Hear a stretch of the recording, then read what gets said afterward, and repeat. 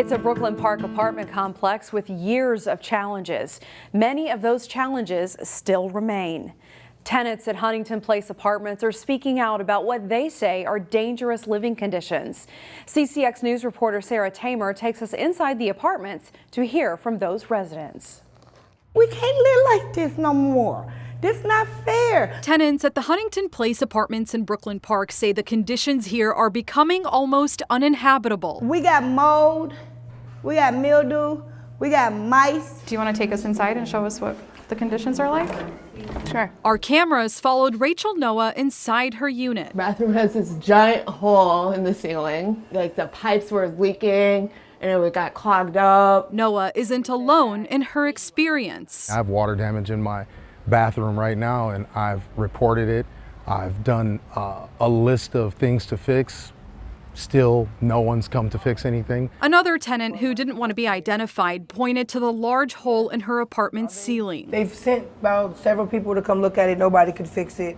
They said it was going to make an appointment for somebody to come in. Nothing never get done around here. A nonprofit organization called Aon acquired the Huntington Place in January of 2020. Aon officials wouldn't go on camera, but say the building has a long history of challenges. In a statement to CCX News, the nonprofit says it received $5 million from the city of Brooklyn Park to make updates to the building. So far, $1.7 million has been spent to date on installing security cameras, upgrading door locks, and creating community spaces. Look at this. But inside, that's mold. And outside, some of the units here is a different story. I would love to know why things don't get repaired and things are neglected. As you see behind me, it's been a fire. It's been sitting there for months. Aon officials tell us the funds are dispersed as work is completed. They say they have 336 open maintenance requests. I'm just wondering, where's our AC? Huntington is the second largest multifamily housing property in the state. Despite that, tenants inside tell me they feel like their voices aren't being heard. I asked Aon if residents are being ignored because that's what they expressed. They said they don't believe that it's true. What do you say to that? Oh, it's absolutely true. If I send in a work order or try to call you and I get no response, that's being ignored. Brooklyn Park City officials didn't go on camera, but say while they helped fund Aon, it's on building owners to prioritize how funds are utilized. City officials say inspections are done twice a year for common spaces and every 3 years for each unit. But residents have the option to call the city and request an inspection. Do you think residents are doing their part to keep the conditions safe in this building? For the most part, but I also am still waiting on the management to take accountability for the part that they should be doing, that they've been promising to be doing. In Brooklyn Park, Sarah Tamer, CCX News.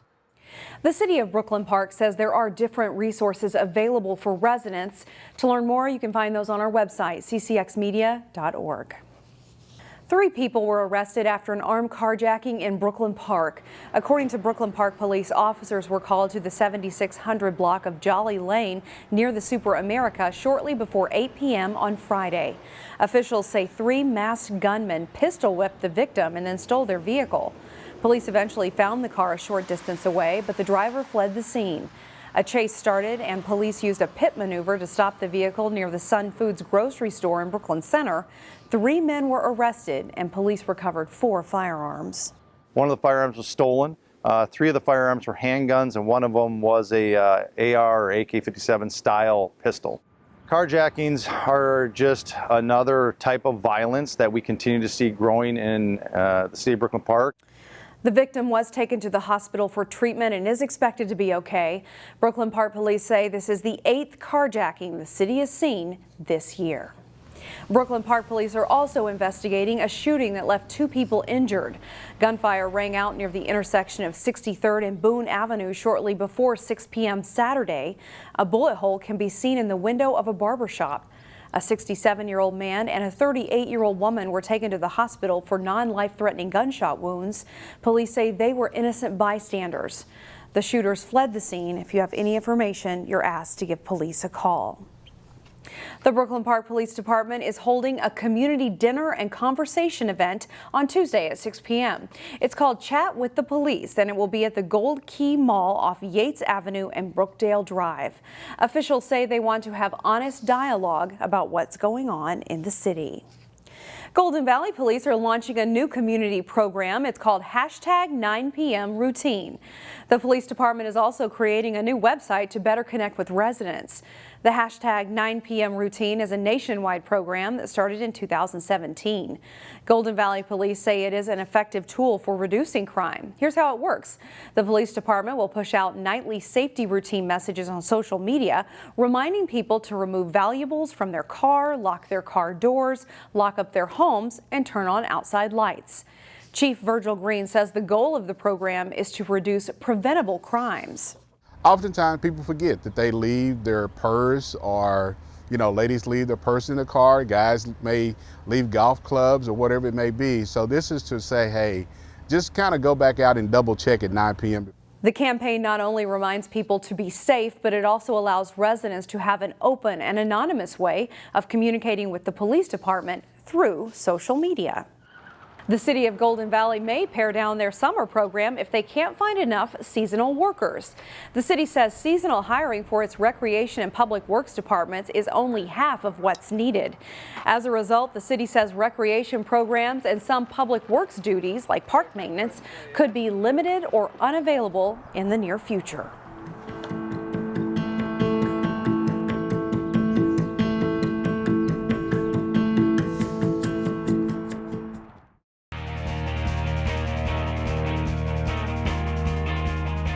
The boys tennis state AA singles final is a three-set battle that will go down as one of the most hard-fought in the tournament's history.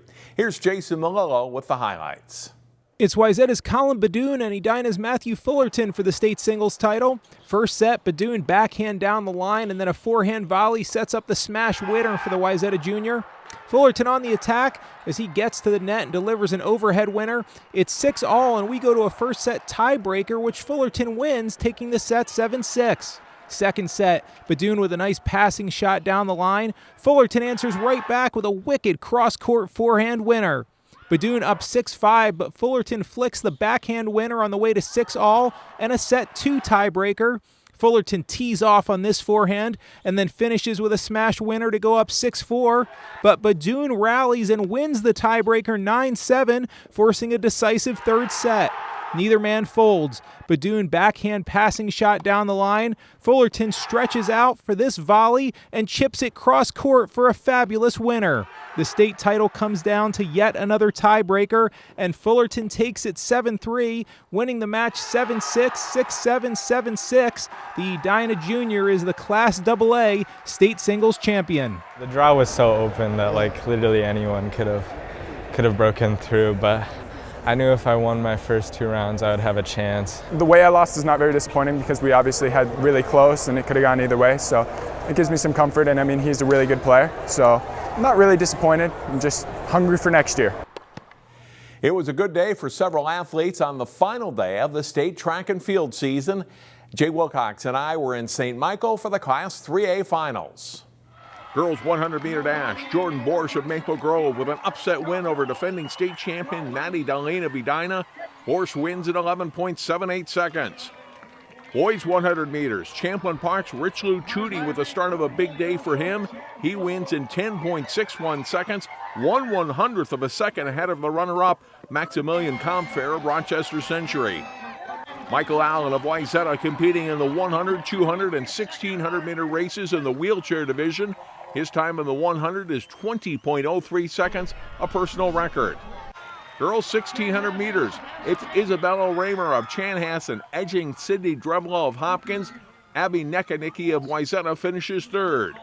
Boys 4x100 meter relay, the Champlin Park team of Alvin Thomas, Richelieu Chudy, Lorenzo Andrews, and anchor Emmett Tutt defend their state title in 41.87 seconds.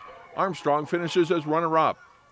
Girls 400 meters, Borsch of Maple Grove wins her second race of the day and sets a new state record in the event, winning in 54.27 seconds.